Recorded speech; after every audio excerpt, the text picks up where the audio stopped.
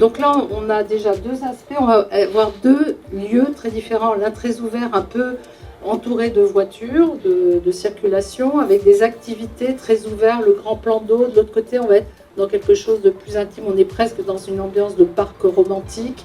Donc on a vraiment des ambiances très différentes. C'est que c'est un ensemble et que c'est vraiment les deux. Et aujourd'hui, ils sont séparés.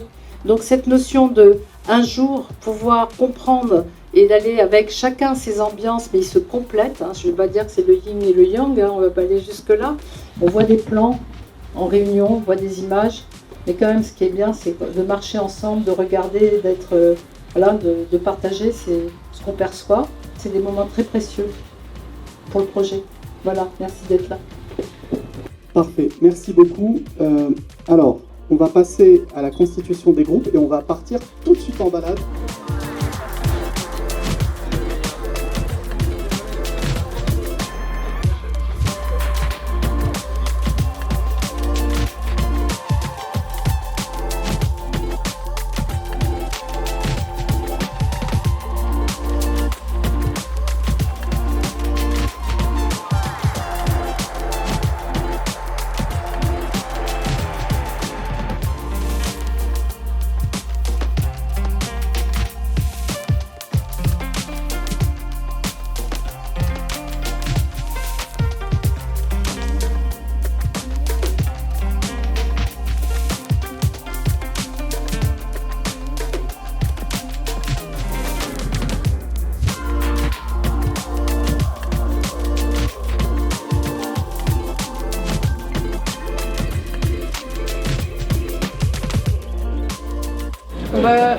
On va commencer du coup la restitution finale.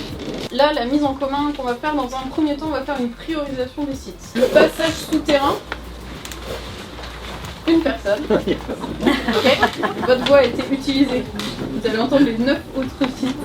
La proue du port d'embouchure. 1, 2, 3. Juliane. 3 personnes. La proue. Le skatepark. Le skatepark et le port. Et le port, voilà, de ce côté-là, ce point d'intérêt qu'on a eu. 1, 2, 3, 4, 5.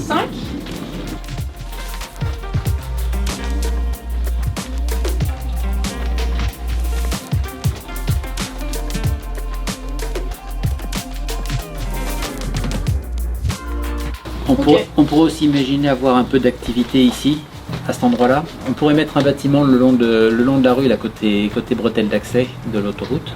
Quelque chose genre hangar à bateau qui soit dans le style du port, Ouais. mais qui pourrait abriter un bar, peut-être de l'accastillage pour les bateaux si on arrive à les ramener dans le port. Vivre, quoi. Faire vivre un peu le secteur. Comme un village avec des petits commerces éphémères et un marché créatif, des choses comme ça. Marché créatif, ok. Un cinéma en plein air par exemple, et pour améliorer l'accès côté pont Jumeau, parce qu'on passe vraiment à côté de la rue, de faire des passerelles au niveau des ponts en bas, des passerelles pour faire les tours du bassin et accéder au skatepark du bas en fait, pas devoir remonter à côté de la rue. Comment vont passer les péniches.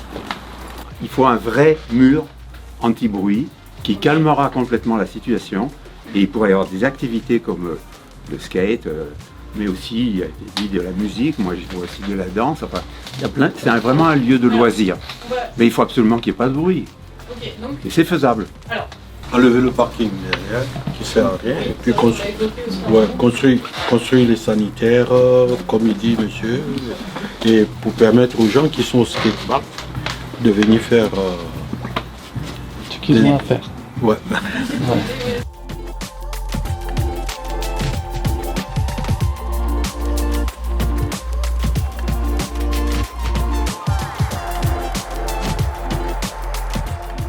La piste cyclable, je vais l'appeler comme ça, qu'on a prise à pied pour faire le tour, elle manque vraiment de signalétique qui indiquerait clairement qu'elle est ouverte à la fois aux piétons et aux cyclistes, parce que dans la réalité c'est le cas. Il y a juste un pauvre panneau qui dit que les cyclistes doivent laisser la priorité aux piétons. Personne ne le regarde. Aujourd'hui c'est un carrefour qui n'est pas fonctionnel du tout, alors que c'est pratiquement le nœud d'accès à tout. le bassin des filtres, le port de l'embouchure, les bords du canal de Brienne et donc la ville derrière. En vélo, c'est impraticable, la passerelle est trop étroite, il y a du gravier partout. À pied, c'est impraticable parce qu'il y a des flaques partout, ça gère pas. On comprend pas du tout comment c'est fait. Ça fait 10 ans que j'habite là, je sais toujours pas comment aller au port de l'embouchure en passant par là. Il y a un souterrain secret que 3 personnes dans le groupe connaissaient. Donc, simplement mettre en valeur ce qu'on a et le rendre carrossable. Ok. Elle est praticable à pied par quelqu'un de valide, mais elle n'est pas praticable, on l'a dit, par quelqu'un qui a des difficultés, par des poussettes, par des caddies. Et c'est vraiment un blocage entre les deux berges. Après, on est obligé de bifurquer à gauche pour attraper le feu 20 mètres plus loin, traverser le feu et revenir sur nos pas pour repasser. Alors qu'on pourrait faire il y a 2 barrières et faire un passage. Après, je comprends la circulation, c'est dangereux parce qu'il y a un virage, les gens arrivent à 50 minimum. C'est dangereux, mais du coup, quand on veut aller courir ou même en vélo, c'est l'accessibilité qui pose problème, je pense.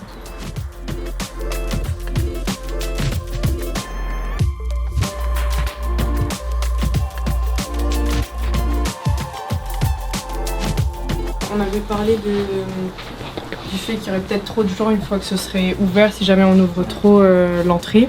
Ouais. Je pense qu'on pourrait toujours rendre l'entrée plus accueillante sans forcément de signalétique et sans forcément vraiment ouvrir visuellement, mais juste donner l'indication que là c'est l'accueil d'un havre de paix par autre chose qu'un panneau. J'aimerais que ce soit un échange intergénérationnel. Alors il y a un jardin éphémère et on pourrait y construire une sorte de ferme pédagogique qui serait vraiment aux portes de la ville. Il faut que entre là où on est passé et le petit sentier qui est en bas, moi je pratiquais autrefois, on pourrait mettre des gradins de façon à pouvoir s'asseoir, surtout pas des bancs, parce que de bancs on est à 2 tout seul, c'est tout. Les gradins on peut être nombreux et se parler. Et là ça peut être un lieu où on s'assoit pour écouter parce que c'est calme, ou bien écouter de la musique et faire de la musique en face. Ça rejoint vraiment notre idée, c'est d'accueillir des festivals, des représentations de théâtre. Ça fait râler beaucoup de gens. Mais festival, j'entendais des concerts temporaires, quoi. Je voyais bien une esplanade et avoir de l'art, quoi, à cet endroit.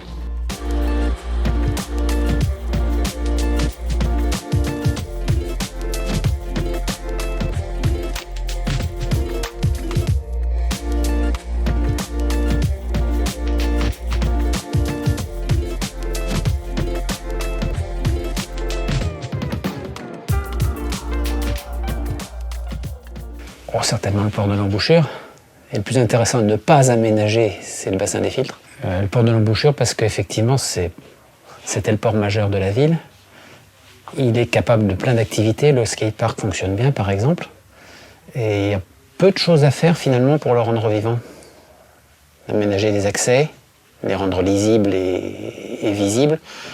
Avoir un minimum de support pour qu'il y ait un peu de vie familiale, un peu de vie avec de bateliers qui reviendraient dans le port. Et ça pourrait vraiment changer beaucoup de choses. Le site le plus intéressant à aménager, c'est le port de l'embouchure pour lui redonner une vie séparée de ses voitures. Mais le plus important pour les riverains, c'est peut-être l'entrée au-dessus du canal de Brienne, dont la passerelle n'est pas accessible aux personnes qui ont la moindre difficulté de déplacement et qui engendrent une cohabitation vélo-piéton quelquefois compliquée. C'est dans la prairie des filtres, à l'entrée de la prairie. Pour moi, voilà, il faut rendre accessible ce site-là, le mettre un peu plus en valeur. Et moi qui l'emprunte régulièrement pour aller courir ou pour passer en vélo pour rejoindre la Garonne, aujourd'hui je trouve que c'est un frein à passer par là et je vais plutôt solliciter d'autres endroits pour y passer. C'est vrai que j'ai découvert des endroits dans la prairie des filtres que je connaissais pas, des points de vue. Et l'histoire aussi à mettre en avant de ce patrimoine. L'endroit le plus important pour moi à aménager, c'est le passage. C'est le lieu qui m'inspire le plus et qui nous inspire le plus. Je parle aussi au nom du collectif parce qu'on a créé un jardin éphémère avec la MJC de Pont-Jumeau pour pouvoir profiter du lieu le temps de réflexion autour de l'aménagement. Et du coup, on a créé des bacs en bois de palette et dedans, on fait de la permaculture. On met du bois, du compost, du terreau et on fait avec les citoyens, on fait des retours. On est aujourd'hui une 50aine de personnes qui suivent le projet. Pour moi, le site le plus important, c'est la promenade. En fait, il y a eu en amont un travail de la MJC des Ponts-Jumeaux qui a investi le lieu par un jardin éphémère. Et donc, je trouve que ce lieu, qui est une grande esplanade aussi, mérite un aménagement dans un esprit pédagogique. Je m'explique. Dans les 3 quartiers, Amidonnier, Pont-Jumeau et Sept-Deniers, il y a beaucoup d'écoles. Il y a un collège, il y a des crèches, il y a un centre de loisirs. Et donc, je trouve que à partir justement de cette création de jardin éphémère, on peut améliorer le lieu en créant une sorte de ferme pédagogique. On est à Toulouse, une grande ville. Et donc, ça serait bien d'avoir une ferme dans la ville. Je crois que là où ça m'a le plus frappé, c'était au niveau de la promenade et des jardins partagés. Parce que pour moi, c'est vraiment un endroit vide. Et pourtant, il y a quand même pas mal de choses qui sont présentes. Il y a beaucoup de feuillage, il y a beaucoup de pelouse. Mais moi, à chaque fois que je suis passée là, je me suis dit, mais il manque quelque chose là. Il manque quelque chose pour que j'y reste. Du coup, c'était juste un lieu de passage, alors que moi, j'aimerais bien m'y arrêter. Je pense que j'aimerais bien y voir des représentations théâtrales, j'aimerais bien y rencontrer des gens, j'aimerais bien me poser, lire un livre, j'aimerais bien écouter de la musique l'été, je verrais bien des petites fêtes de village là-dedans, ouais, de quoi célébrer le lieu ensemble. Mais aussi garder le calme, parce que c'est vrai que c'est bien d'avoir un lieu, c'est rare d'avoir un lieu calme en fait dans la ville.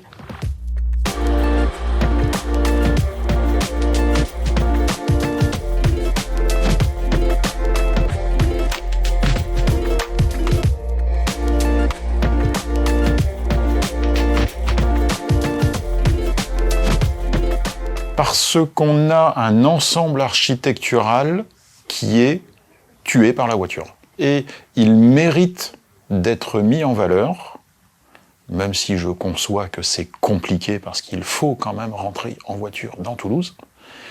Mais le site du port de l'Embouchure est tué par la circulation automobile qui l'en sert.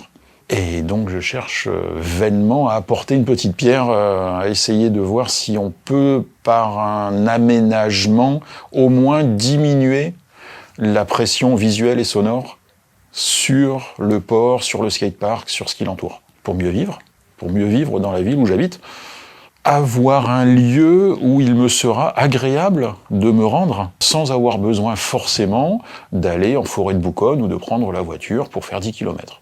Parce que si on veut faire le lien entre les quartiers, il faut que les quartiers aient accès à ce port de l'Embouchure, c'est la plateforme centrale. Et tous les quartiers ici, sauf les Amidonniers, ont un centre qui est assez loin.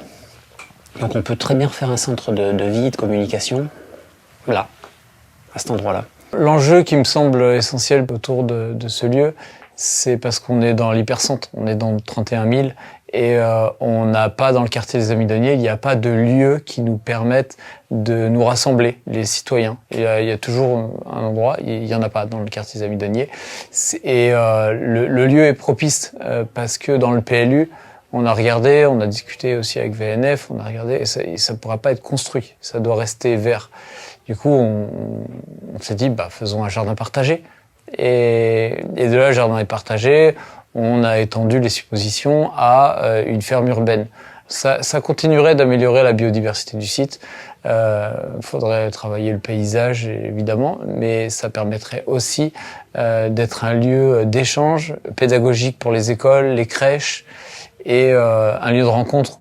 Parce que justement, il y a beaucoup d'enfants dans ce quartier, et puis aussi ça pourrait être un échange intergénérationnel où les parents pourraient venir, si on construisait une sorte de ferme pédagogique style chalet VNF, puisque c'est un peu l'esprit du lieu aussi, Donc on pourrait avoir des animaux, genre des poules, des moutons. Et donc on pourrait aussi avoir un lieu de convivial avec où on pourrait manger aussi. Et les parents pourraient échanger sur les 3 quartiers. Donc ça serait un lieu très convivial et très pédagogique aussi. Je pense que ce serait bien qu'il y ait une mixité d'usage du terrain parce que ça redonne un sens de communauté à la ville qui me manque personnellement à Toulouse. Bon, je pense qu'on a besoin de recréer une communauté dans la ville où c'est un peu trop stérile.